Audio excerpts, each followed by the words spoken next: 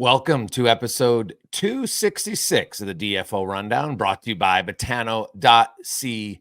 I'm Jason Gregor. Be sure to stay in the game at Botano.ca. It's the weekend of 9 games on tap Friday, 9 on Saturday, and 9 on Sunday.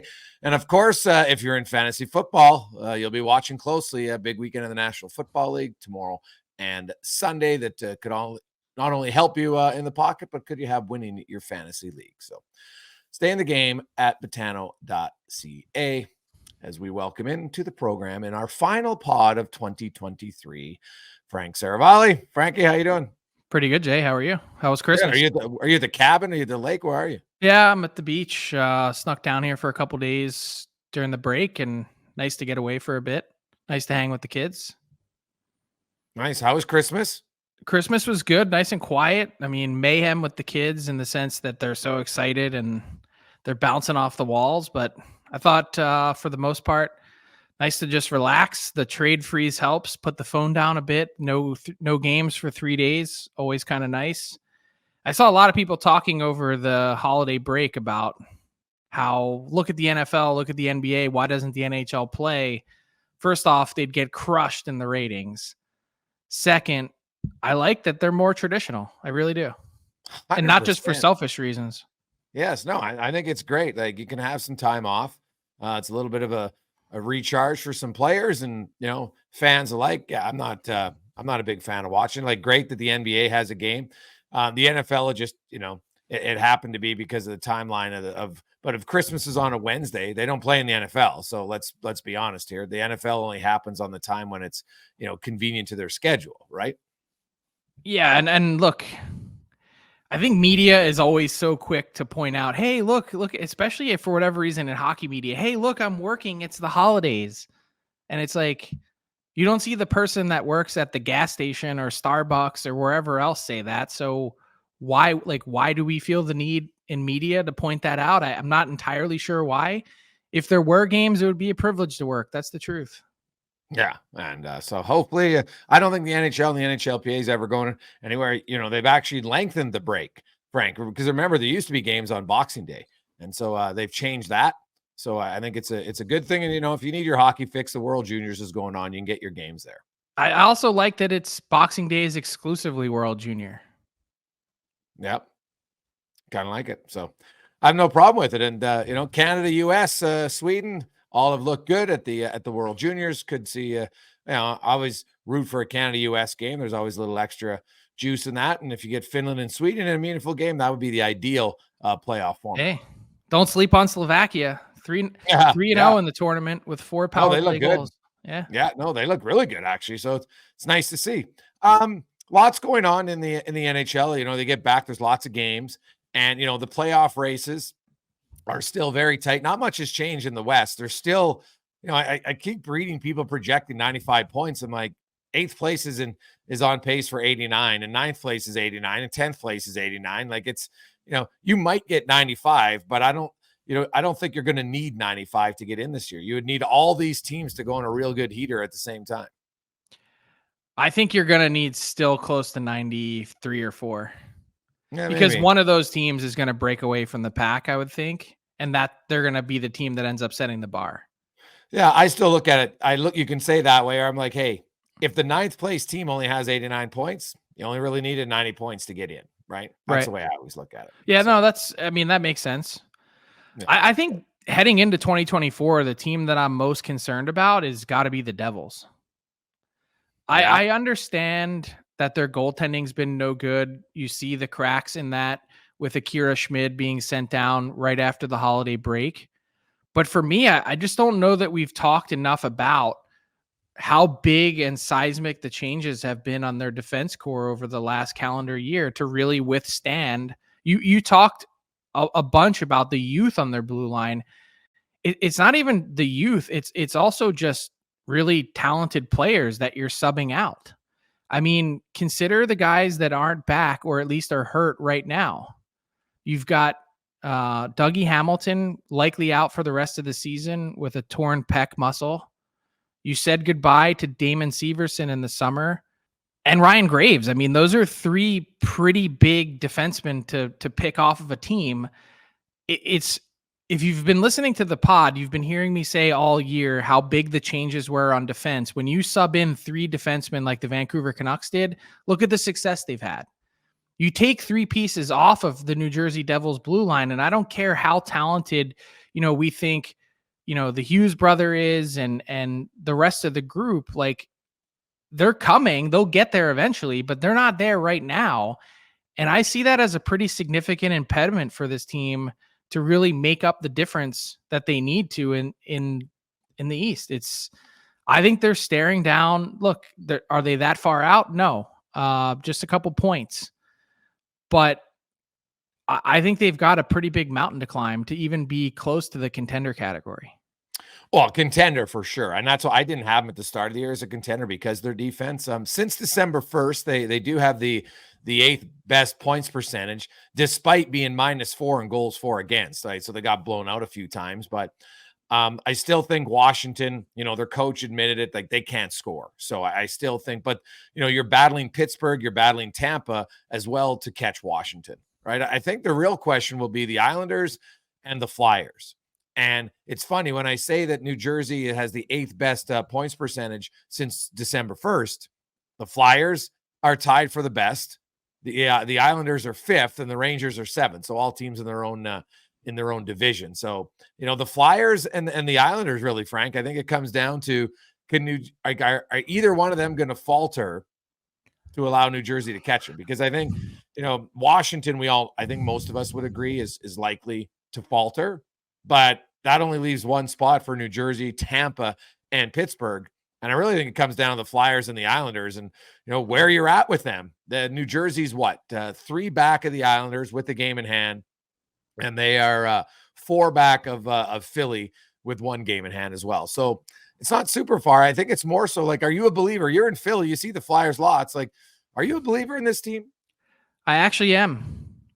The longer this goes on, the more they've reeled off points in 11 of their last 12.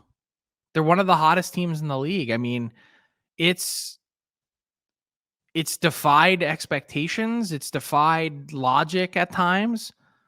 I think it's proof that consistency and compete are really paramount to success in this league. Like, talent, you can't win enough on talent alone. I just think the tough part for me is envisioning what happens next. Like, I don't think they're going to go. I can't imagine they're going to go out of their way to add to this team. That doesn't make any sense. Yeah. But maybe they're not going to totally cut the legs off of this team with how hard they've worked and move pieces out, even though this is the exact time that you should probably be capitalizing on value. Like, I've said, and I've been really consistent in this message, this season is nightmare fuel. It really is for the Flyers. And I think the longer this goes on, the more they're kind of backed into a corner of, hey, we can't really go out and try and execute our plan. The one thing that's changing, though, is, and in a positive way, which they really needed, the marketplace is responding again. The marketplace, they really needed to find a way to bring their fans back into the team, to make them relevant again, to create some serious goodwill in the community that had been missing for much of the last 8 to 10 years. That part has helped, but let's see what they do next. I think everyone's kind of waiting because there is a huge subsection of this fan base that's sitting back going, okay, it's amazing that they've played their ass off this year. And clearly John Tortorella is a great coach, but who's going to be left from this team to cheer for when they get to where they want to get to? And that part has been the tougher question to answer. Yeah, no, it's fair.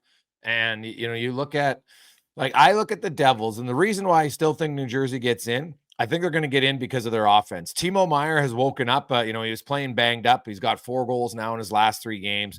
Jack Hughes is healthy. He was out for a while. I think the Devils' offense is good enough to overcome their defense, and I think that's why ultimately they get in. But I'm with you. I don't have them as a contender once the playoffs begin, to be honest. To win, could they win a round? Sure. Can they win 2 or 3 rounds? I'm very skeptical because of their defense. And you mentioned their goaltending. Philadelphia, man, Carter Hart, in a time where there's few teams that have consistent goaltending all the time. He's giving the Flyers that for sure, and that's that's a good sign. I don't they're going to have to, I think, get in because of Carter Hart. But right? it's actually been Sam Urson has been the guy he's played well too. He's been driving the bus the last couple weeks. Yeah. Oh yeah, no, their goaltending tandem is, and which I look at. I've seen some of their numbers. Like their defensive system helps for sure. Like they don't hang their goalies out to dry, but their goalies make some big saves at key times in games. That's what's really helped them, right? It's, we were talking earlier about, Colin Schock, the Bakersfield Condors coach, talked about, it's not so much the highlight reel saves, it's the goals the saves that you don't make that you should, that crush teams. And Philly hasn't really done that. We haven't seen a lot of goals where they're, fans are like, what was that? Right? Mm-hmm. Like their goalies aren't giving you the weak goal. And I think that's been a key in Philly this year. Yeah, Sam Urson got the start in Van, left the game with dehydration on Thursday night. But since November 10th, Sam Urson is 8-1-1 with a .928 save percentage. Yeah. The unexpected, Frank. Like you talked about, like what do you do as an organization, right? Like what would you do? Well, I wouldn't trade. Well, I don't know why. I think you need 2 goalies if you want to be successful long term. So why would I trade one? No, I just mean overall. What would you do if you're the Flyers? Yes. It's a good question. I think at the deadline, if you can add a player for like a 4th rounder, which we've seen all the time, and it sends the message to your players that, hey, you know what, guys, we believe in you. I think there's some power in that. I'm not going out and giving up a 1st or anything ludicrous if I'm the Flyers. I don't expect them to do anything like that, but you know what? You can, giving up a 4th round pick if you get a player, it sends a message like, hey, we believe in you guys. Because to trade them off like now, unless something changes, and we still have over 2 full months, right? The trade deadline is until March 8th. So there's lots of time between now and then. And if all of a sudden they find themselves in 9th or 10th place on March 1st, and they got a week leading up to the deadline, well, then I change. But right now, I wouldn't be leading the charge to make an acquisition yet if I'm in Philly. I wouldn't be making an early January trade. Well, to add, but I'm saying subtract. Yeah, I don't see. I think that's a tough message to send to your team when you have guys playing really well. It's like, well, sorry, we don't believe in you. Like that's a tough one. I wouldn't do it. Yeah, I mean, maybe you wait until the summer to have that conversation, but like Travis Konechny's the guy that really comes to mind for me. He's had an unreal year. Clearly, a guy that is driving the bus for this team. And by the way, Sean Couturier coming back has been a huge part of why they've gotten to this point. But Konechny, is his value ever going to be higher? And then you'd need to re-sign him and pay him. I mean, to me, if he were available, he'd be the crown jewel chip of this deadline. Yeah, well, you get him for 2 playoff runs, right? That's always the question would be, how different is his value at this deadline versus the summer? And then the messaging is obviously different for your team. Yeah. Like obviously last year he was a point a game player for the first time in his career, right? 61 in 60 games, had 31 goals. And so his production's almost the same, slightly under this year at 28 and 34. So, people might look and say, hey, this guy's a 75 to 80 point player now. And it's not only that. He's an absolute pain in the ass to play against. He's Brad Marchand from a few years ago. He's a rat, and I say that in the best way possible. Yeah, he's the style of player that there's not a lot of in the NHL. Especially now. Why do you think the Leafs were so horned up to get Tyler Bertuzzi this summer? Yeah. Guys who they're around the puck. They're always around the net. To quote some coaches, they play inside guys, right? Like they're always in the fray, and there's not a lot of them, so they stand out. But if you're the Flyers and you feel like your team is good, Konechny's only 26, like. But so when you get to this is the ultimate question that really matters. When you get to where you want to get to, you have Michkov coming over in 2026. Konechny will be knocking on the door of 30, and at that point will be 2 years into a longer term deal that will pay him significantly more.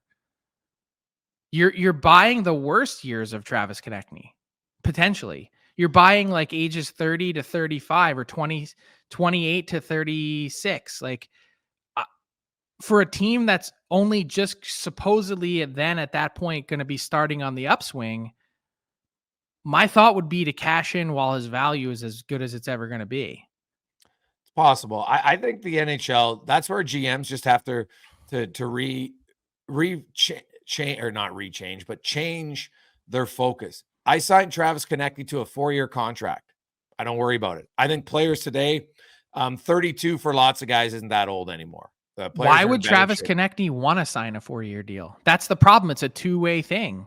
Well, because if lots of teams realize that it's idiotic to have the last 3 years of deals crushing you all the time, just stop doing it. Unless you're an elite player. No offense, Konechny's not an elite player. Like look at Austin Matthews.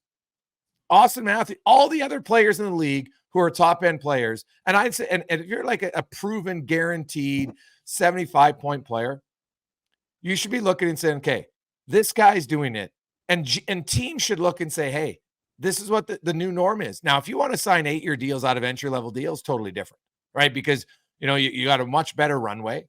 But I look at it and look how many contracts year after year. It's great for the players, don't get me wrong. I get why the players do it. I'm talking from a management side of things. They need to collectively wake up and be like, you know what? You pay a guy for, and if you have to pay Konechny, let's say, on a long-term deal, he'd get 7.5. Well, then maybe on a 4-year deal, he gets 8.5. So what? I'm still not in cap hell when the contract's over. And the odds of him, falling off a cliff are just much lower because it's only a 4-year deal. And he's still going to get a little bit more than he would on an 8-year deal. That's insane. This is going to be the biggest deal of Travis Konechny's career. He needs 8 years. The reason why teams have done it is not because they like the term and security. They do it as a means of artificially suppressing the salary cap hit. Oh, I know why. They're only really interested in 4 to 5 years, and they know the last 3 are going to be painful, but they do it anyway because in the meantime, it suppresses the cap hit further down. Yeah. But I would trade Konechny more so for young players, not picks, because picks. So now I get Michkov and he's coming in 26. The picks I'm getting in 25 and 26 aren't helping me for another 4 or 5 years anyway. So that doesn't help me at all. Okay. So now I understand what you're saying, but this is, and I agree with you because I was just about to say that the tough part about moving Konechny is you're going to chase your tail for the next few years trying to find the next Konechny. The problem is, no one wants to trade you young players because if they have them, they're like, oh, well, I'll just reap the benefit then of having young players on ELCs that I'd rather just give you picks. I'd rather kick the ball further down the line than give you players that are ready to play. Well, I just think to me, it's going to become a collective where if the shorter term deal becomes the norm. And I still believe eventually the NHL players, especially the elite ones, are going to realize it's actually better for them to do it. I think the exception is the guys like Matthews. Yeah, the exception are guys that are in that star to superstar category that are going to get paid again and again and again. And it's going to be big tickets every time. And that's how it should be. This is potentially the only kick at the can that Konechny has. Like, not to say that he's not doing well at $5.5 million a year, but this is, the next one is the life changer. Can be. But to me, it just comes down then to prudent spending. If I've like I look at Connor McDavid's next contract, Frank, and obviously I get why the Edmonton Oilers would want to sign him to an 8-year deal. But if he says I'll sign for 4, they're not going to say, well, we're going to trade you. Of course they're going to sign him for 4 years. And then you make sure you're competitive enough that he'll re-sign again after 4 years. But what you just said highlights exactly what I was saying. You need both sides to play ball. So if McDavid wants 4, of course the Oilers are going to say yes. But if Konechny wants 8, what are the Flyers going to do then? If they go to him and say, we want to give you 4, what's his incentive to take that? He's like, no, I'll just go to open market. Yeah, it's fair. Well, I guess maybe that's a decision you'd make in the summer. I wouldn't make it to the deadline. Yeah, all I'm saying is it's coming. The question is coming. The decision is coming. The conversation is coming. And I think if I were sitting in that front office today, I'd be really wrestling with how I feel about everything that's happened this year. It's great that you're building this culture. It's great that you're developing a winning attitude. It's just that in the meantime, it's actually getting in your way of really getting where you want to get to. And Philly's not the only one in that boat. If you look out west, Calgary, and Calgary's right in it because it got all these UFAs this season, right? And they're still not a team that I think is comfortably in any sort of position at all. If you're the Flames, what are they? The Oilers are now ahead of them because of points percentage. The Flames are under 500, Frank. They've only won 14 of 35 games. I actually think it's an easy decision. I was just going to say, this is an easy decision for me. What You're not about winning Seattle? with these guys. What's the incentive to keep them? No, I agree with you. Seattle and St. Louis, to me, are the interesting teams. And like Seattle's on a little bit of a heater here, but they're still, below 500. They've only won 13 of 36 games, Frank, the Kraken, right? They're they've got 9 overtime losses, which of course is I'm pretty sure it's the most in the national, tied with the Islanders for the most in the National Hockey League. And I look at Seattle and what they're going to do and what St. Louis is going to do. Those are, to me, the two interesting teams in the West. St. Louis is ready to rumble, man. They're ready to trade. They're ready to make things happen. I think it was certainly on everyone's radar the other day that Chris McFarland, the GM of the Colorado Avalanche, was at the Blues Stars game the other night coming out of the holiday break.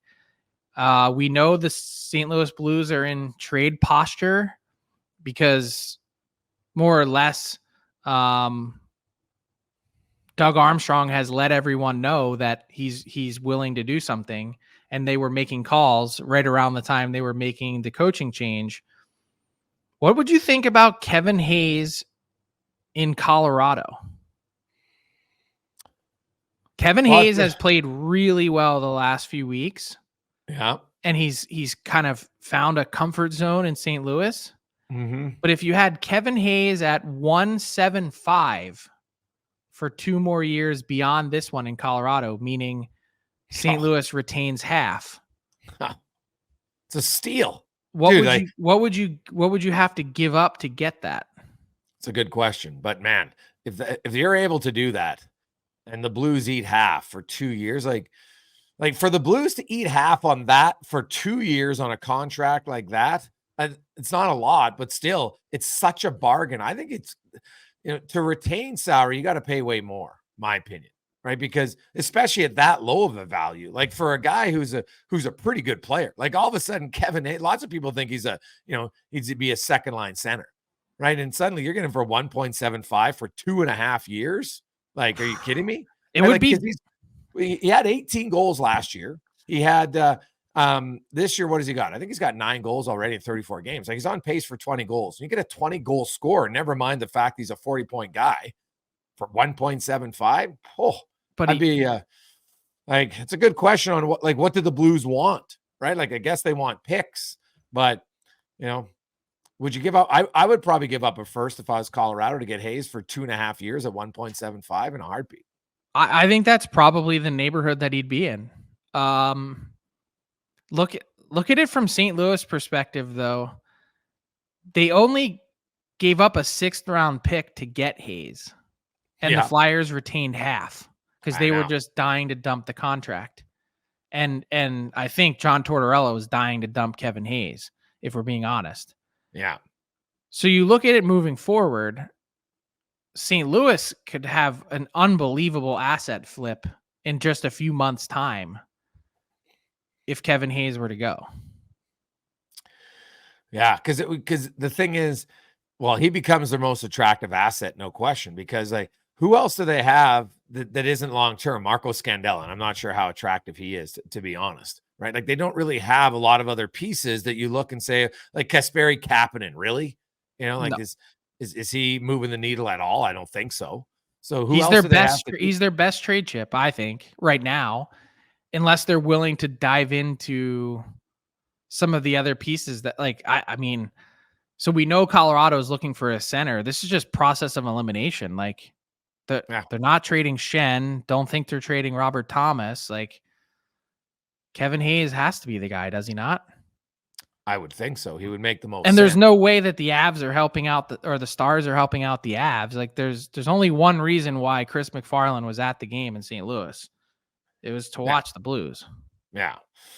Like you look at that, and then you go to Seattle, and Eberle's on an expiring contract, makes 5.5. Alex Wenberg, and like Wenberg's a center, Frank, but he doesn't move the needle for me at 4.5 mil, because even if you retain, that's still more for the rest of the season than you would have to pay Hayes if you get him on half. And Wenberg, now he's started to play a little bit better lately, but he still only got 14 points in 36 games. Right? Like he had the 1 year many moons ago when he had close to 60 points, but since then, I don't think he's been over 40. The Kraken on an absolute heater right now, 5-0-2 heading into their final game before the Winter Classic. They're on a PDO bender. Yeah, I know. It's not sustainable. I'm just going to say that right now. What's been okay, so I'm with you. Like, I'm not a believer in the Kraken.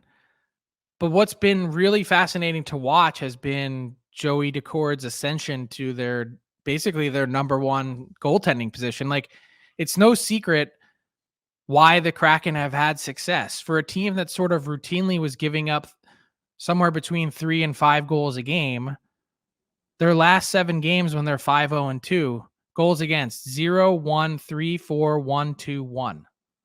I mean, it's a pretty good recipe for success. Yeah. Joey Decord, good numbers this year now all of a sudden. Yeah. Hey, what about Chris Driedger comes up and on emergency loan, and what do you stop? 37 to 38, right? Like, man, you look at their goaltending position, like, oof, like Grubauer 5.9 for 3 more years. Like they do get out of Driedger's $3.5 million contract at the end of this season. So that'll help them out, but like they desperately need Joey Decord just because their other goaltenders they're getting horrible value per dollar. Horrible. I mean, the Kraken are making things interesting though. Like they've now passed the Flames. The Oilers have games in hand, but they've at least points wise have passed the Oilers. Like I don't think they're going to be a playoff team. They're still sub 500, but they're at least making a little bit of a charge. Man, discolor me skeptical, Frank. I'm not a believer in the Kraken at all. So who would be the first guy you'd go after? I think Jordan Eberle has value. I just think his contract, well, if they retain half, he's a guy to me, I look at their back end. The guys you'd like, they probably aren't willing to trade, right? That's the challenge for them. Like, I think Jamie Alexiak, if they had any interest, which I don't think they do, that guy'd have huge interest, right? So that's, even Adam Larson. Like, Adam Larson has this year and next year.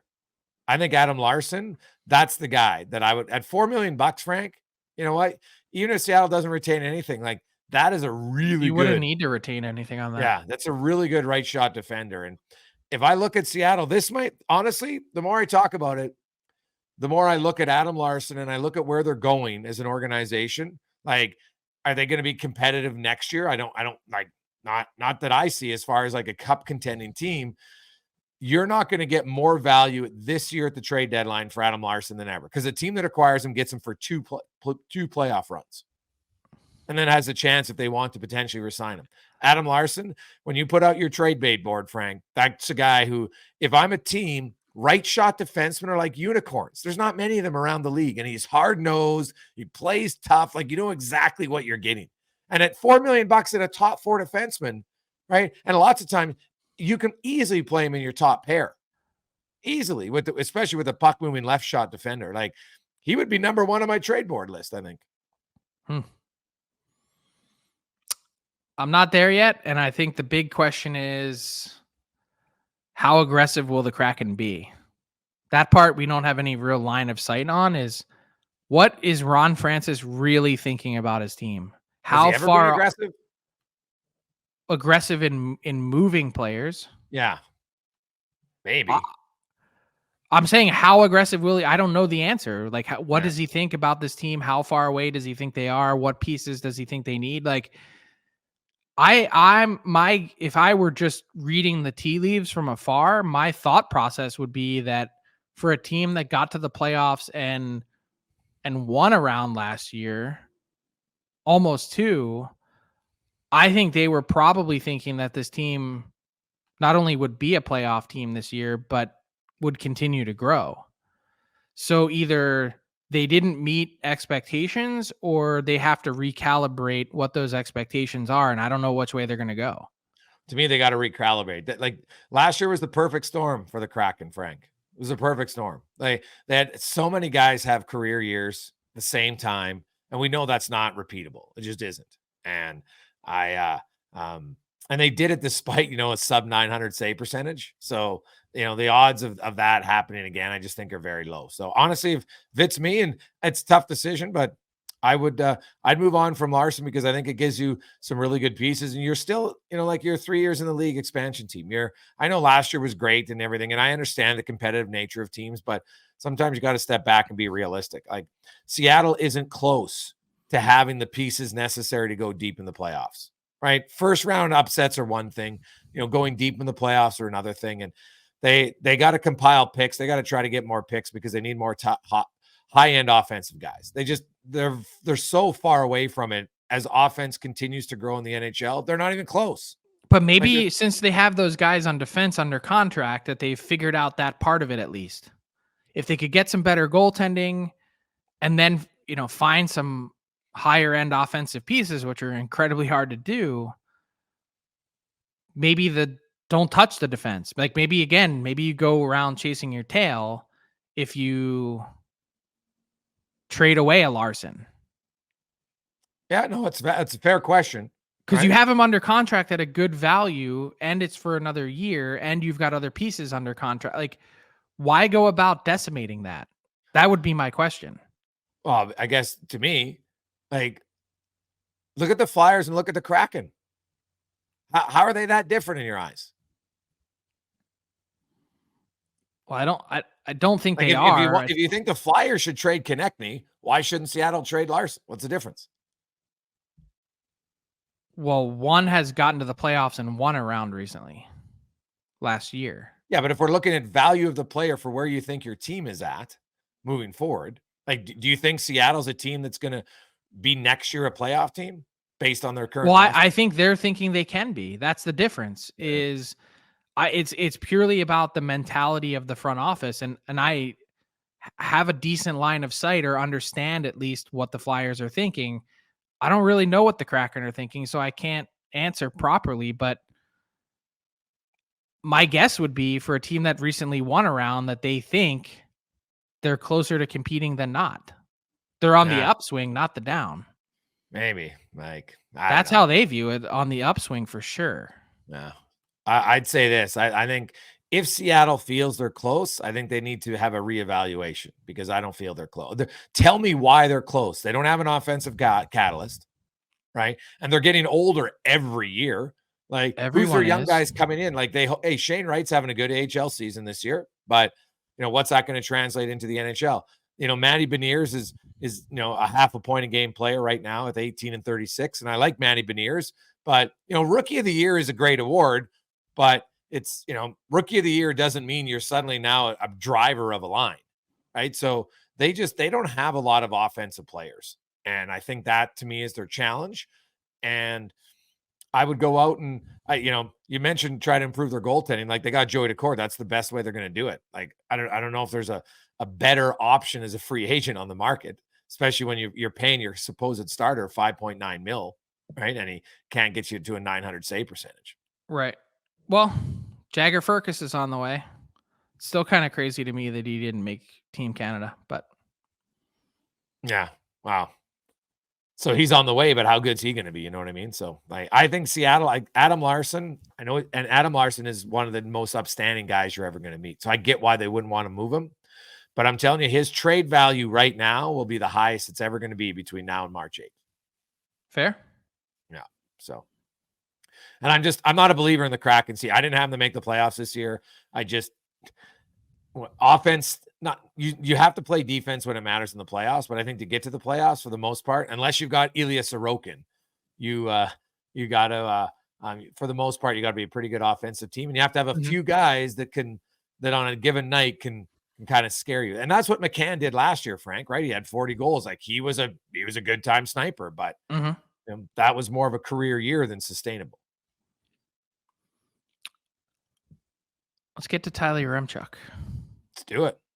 Or making me wait. I was chomping at the bit to get in on the pod today. Merry Christmas to both of you. Hope you had a nice week.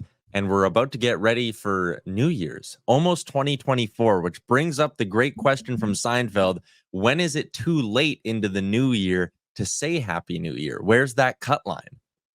6 days, 7 days max. If you're starting emails with Happy New Year after a week, just shoot yourself. To me, it falls on a Monday. Yeah, I maybe the Friday is the latest for me. I'm thinking like a 4-dayer. Anything after the 5th it's a little odd. Fair enough. Like, all right. I don't know. Like, do you wish Merry Christmas after the 30th? No, I think after the 30th, you're definitely. Oh, he's calling you out. He's saying, no. Today's the 29th. Yeah, he's saying, hey, how come you wish us Merry Christmas starting this segment? No. Yeah, I think you're good until like the 31st, and then it's Happy New Year from the 31st on. Once you get to the 27th, like, then it's like, did you have a good Christmas? Fair enough. Hope your Christmas was good. Yeah. Well, I guess I won't be getting a Merry Ukrainian Christmas from either of you on January 6th, but whatever. All right, with New Year's. Isn't it the 7th? Yeah, the 6th is Christmas Eve. You're right. The 7th is actually Christmas Day. So if you give me some pierogies, I will wish you Merry Ukrainian Christmas.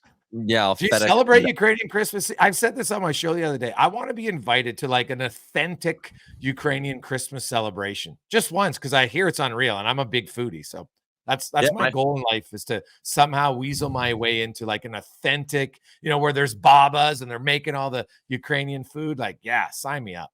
Dude, I would fly to Edmonton just for that. Oh, yeah.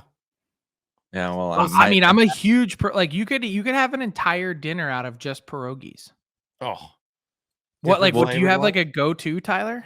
Well, that's pretty much what you do, right? It's like my mom's side and my dad's side back in the day, and we do it like traditionally. So like it's the 12 meatless dishes on Christmas Eve, because you can't have meat until midnight or whatever, right? You can't have meat leading up to Christmas. So yeah, it's a full course meal of like pierogies, nalesnika, nachinka, like all 12 of those traditional Ukrainian things. It's good. It's legit.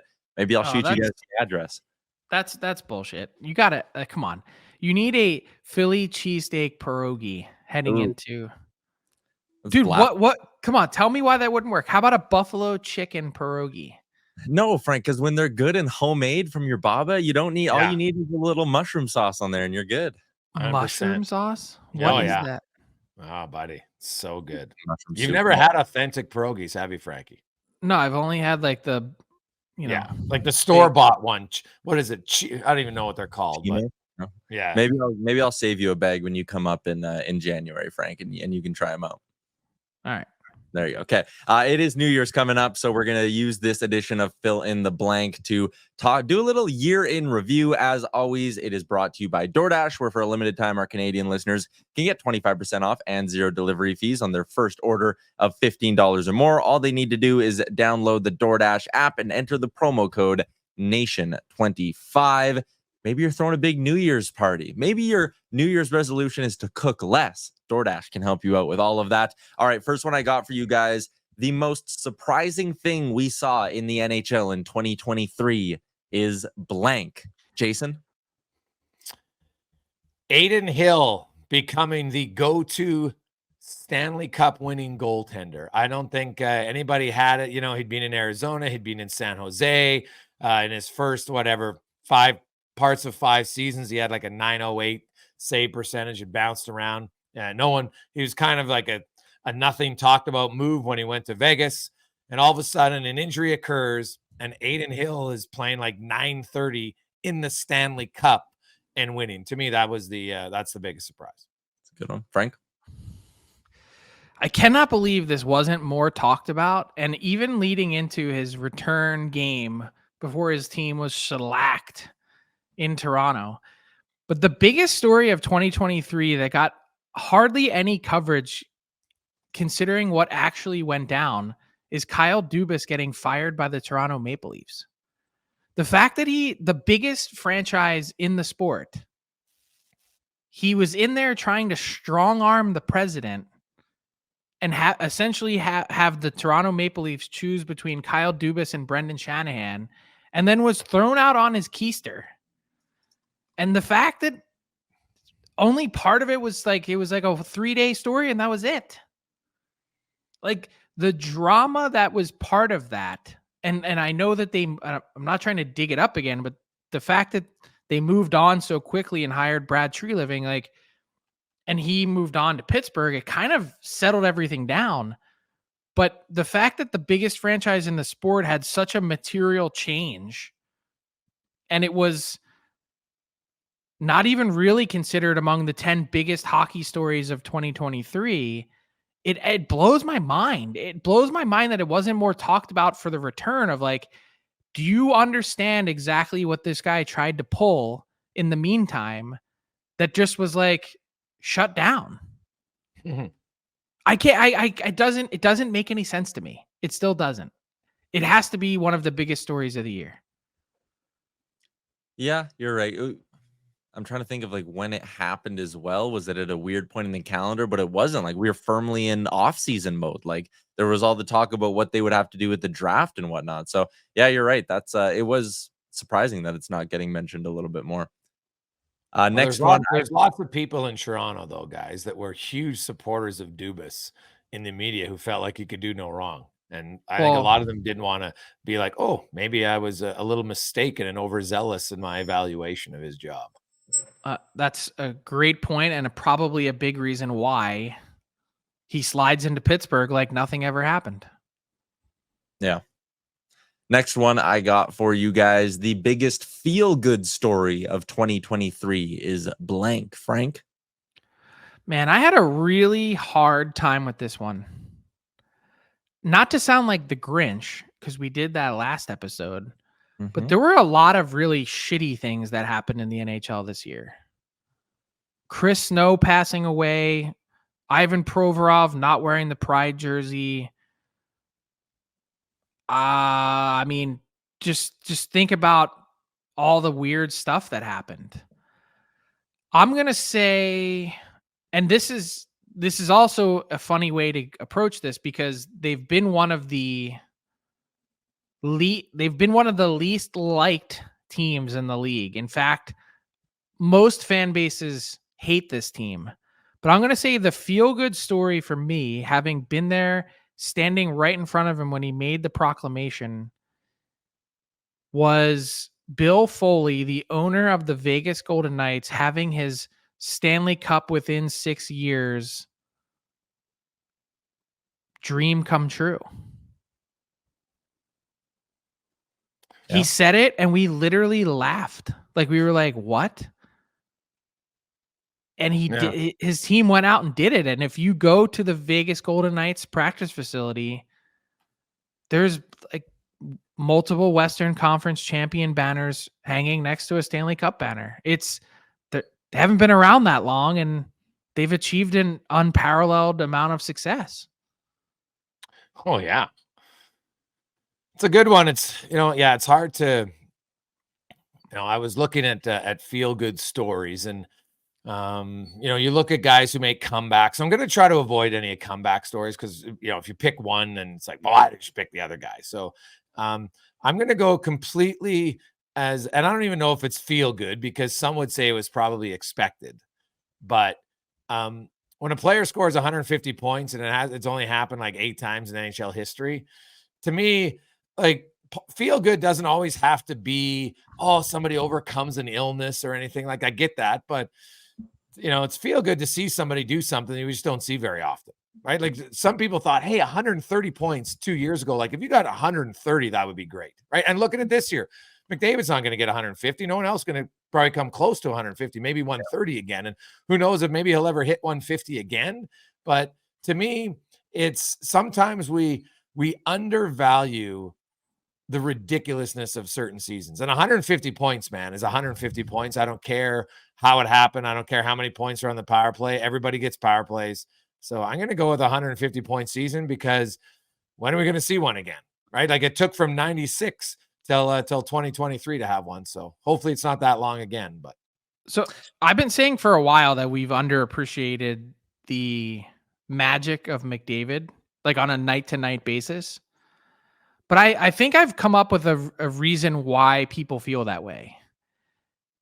The reason why 150 points doesn't feel better is probably just because it feels like it's almost robotic.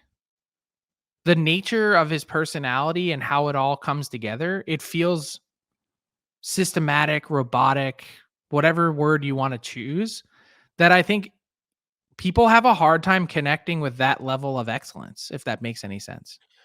I could see that. Well, especially because it's like, the one fan base in Edmonton loves it, but the other fan base is like, well, he's lighting up my team. I don't like it. So I get it. Right. It's like if Matthew scores 70 goals this year, it should be a big deal. And I know that lots of people hate the Leafs. Well, there's that thing about, one of the most hated fan bases, and they're one of the biggest fan bases. I get it. But still, I think we have a tough time with greatness for whatever reason. And the minute someone is great for a bit, it's like, geez, I don't know. Then they start, they do. I don't he like does it this again above and it. again. And then it's like, well, we can't give him a 7th Hart Trophy. And it's Yeah. like, why not? Yes. Like why not if it's that good and that dominant? So I'm going with 153 because who knows? Like, I hope we see it again, but history will tell us it's not a guarantee. Like, you know what? There's only 2 guys who've ever done it back-to-back years. So, it doesn't look like that's going to happen. And finally, we will look ahead for the final one that I have for you guys. And it is, what is one storyline you're most looking forward to in 2024 is blank? What's one thing you're really looking forward to in the hockey world, guys? Go ahead, Frank. So I'm going to go in a bit of a different approach here. And what I'm going to say is, I don't think, and so sorry for raining on anyone's parade, I don't think this trade deadline is particularly sexy right now, at least the way that it's shaping up. And I know everyone's fascinated about William Nylander and what happens in free agency this summer, but I'm not going to say that either. And it's not the Pettersson contract as juicy as that might be, because I don't have any indication that he wants out. I think he's just taking his time, and the Canucks are sorting through this. So what I'm going to say is, I think there's a large correction coming on the goalie market. I think the LA Kings and potentially whatever happens with the Toronto Maple Leafs coming down the stretch here, if they move Ilya Samsonov, that you could see teams spending less on goaltending than ever before, mostly because of the incalculable nature of it, meaning you could get nearly the same from someone at $1 million as you could at 5. But it's not just that. I think there's an internal push and pull right now in the goaltending community between the modern goalies and the older type style. And so what I think you're seeing in terms of success this season is not really any secret. Like Joe Wall, Joel Hofer in St. Louis, who's been excellent and is coming into his own. And we just talked about Joey Decourde. It's a changing of the guard in terms of style. And I think the guys that are playing the older style are getting phased out. Jack Campbell, you're on your way out. I think it's 2 parts of the goaltending game are changing. And we've been saying for a while, why are we having 150, 140, 130 point seasons? It's because the shooters are so far ahead of the goalies right now that there's bound to be a correction. And the goalies, either through technique or equipment or coaching, are going to find a way to get back to the dominance that they used to have. I'm not sold that they'll completely get there, but I do think that shift is going to occur. And I think that in the meantime, until they figure it out, until everyone can adjust to what's the new normal and what goalies should be making relative to that, that to me is the big fascinating storyline to watch in 2024. Interesting. All right. Jay? I don't mind that. The thing I thought you would say, I'm gee, Frank, thank you for putting so much thought into a question. Oh, you did. I didn't see that one coming. That's for sure. Yeah, I'm looking at the thing that I'm most looking forward to is the playoff race. I think we're gonna have like legit playoff races for lots of different positions, which we haven't had in a while. There's no team running away. Like last year, Boston was so far ahead, everybody knew there. Like the 8 teams in the East were decided at this time last year, guys. Like it was pretty much a foregone conclusion what was happening. Like you look at the playoff races, like there's no clear-cut winner in the Atlantic or the Metro. The Rangers have a 7-point lead, so that's the biggest of any division right now. But I look at the Pacific, Vancouver and LA and Vegas, and then the wild card races in both divisions. Like Frank talked about the trade deadline and that it might be quiet. I really wonder if it might be one that's very late because teams like, well, geez, are we in it? Are we not in it? What's going to happen? Like, are we going to see a Matthias Ekholm come on the market that nobody was talking about until suddenly popped up because you got a team that's like, hey, maybe we're going to move. So I'm actually the playoff race this year. And then the playoff guys, like I'm telling you right now, like, could you name today? It's like, oh, I am very confident that these 3 teams or 4 teams are getting to the conference final. Like, I don't think there's there at all. I was thinking about this yesterday. I am oddly very confident that the New York Rangers are going to be representing the East in the Stanley Cup final.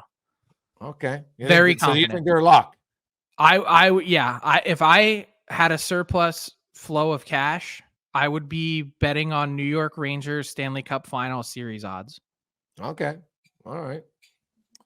Any team in the West that you would put money on? That's the hard part. I think it's a complete toss up between Vegas, Colorado, LA, Edmonton, and Dallas. Yeah. 5 teams. I think they each have equal somewhere between 17 and 20% shots. And the Winnipeg Jets and Connor Hellebuck, the way they're playing, like and I shouldn't even count them out. There's no reason to count them out. Exactly. So I just don't think they have me personally, unless they can. And really you didn't include Vancouver either. Well, I think they're still missing a couple pieces, but I think they could enter the conversation. Oh yeah, like to me the playoff race this year, and when I say playoff race, I'm talking like from, it's almost starting in January really for the wild card, but really when it gets into February, we come out of the All-Star break. I think it's going to be 2.5 months of just mayhem, which would be, and then you get into 2.5 more months of the playoffs. I think from February until the end of May into early June is going to be some of the most exciting race and unpredictability we've seen in quite a few years.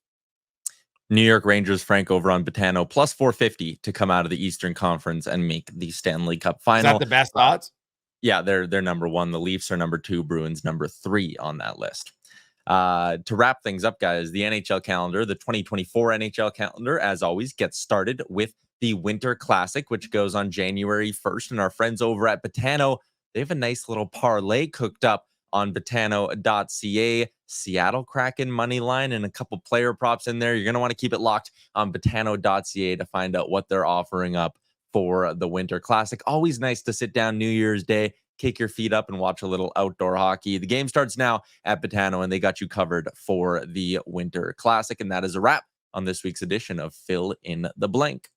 Tyler, before you go, I want to know what you would think is the feel-good story of the year, because that was the hardest one that I had to answer. There were a couple. To be fair, I cheated a little bit on this the other day, and I threw out a tweet, and I was like, what do the people think is the number one feel-good story? Obviously, I have a lot of Oilers followers, so a lot of people said James Hamblin scoring his first career NHL goal and pointing up for his mom who passed away a couple years ago. A lot of people said Ivan Miroshnichenko out in Washington, who battled cancer at the age of 18, worked his way into the NHL and got to make his NHL debut alongside his childhood hero and Alexander Ovechkin. So those were a couple of the feel-good stories that the people threw my way. I thought the Miroshnichenko one is just an awesome story as well. That's pretty good. I had the second thing for me in 2024 to watch would be the Coyotes saga. I think they have until January 31st to present a crystal clear plan to the NHL. And if not, I don't think there's any chance that team plays there next season. Wow, there's really not many reasons why they should. I think that's totally fair. Well, that's where they're at. I think it's another story that hasn't been reported enough, mostly because every time you bring up the Coyotes in their arena, everyone yawns. It's one of the stories I'm absolutely hoping we hear the last of in 2024. I hope it's absolutely done. Tyler, this has been going on since you were like 8 years old. Like people had been flying back and forth to Phoenix for bankruptcy hearings and court cases in Glendale City Council. Like it's been crazy. Yeah. Not ideal. Not ideal. All right. Happy New Year to you guys and the listeners. We'll chat again in 2020. Have a good one, Ty. It's Tyler, your Remchuk. Frank, do you do anything special for New Year's Eve? No, this year we're gonna have some friends over and they're gonna bring their kids, so we'll have a little party and that'll be good for the kids. Do they stay till midnight, or do you have like a 10 o'clock celebration? Last year, for the first time, my kids stayed up until midnight. This whole holiday break, this has been one of the worst parts about the holiday break, if there is one. We've kind of like let them, go free with a set bedtime, and they've been staying up till like 12:30, 1 o'clock. They've been sleeping super late, like they've been sleeping till 11 a.m. But we got to get back on a schedule here. It's driving me a little crazy.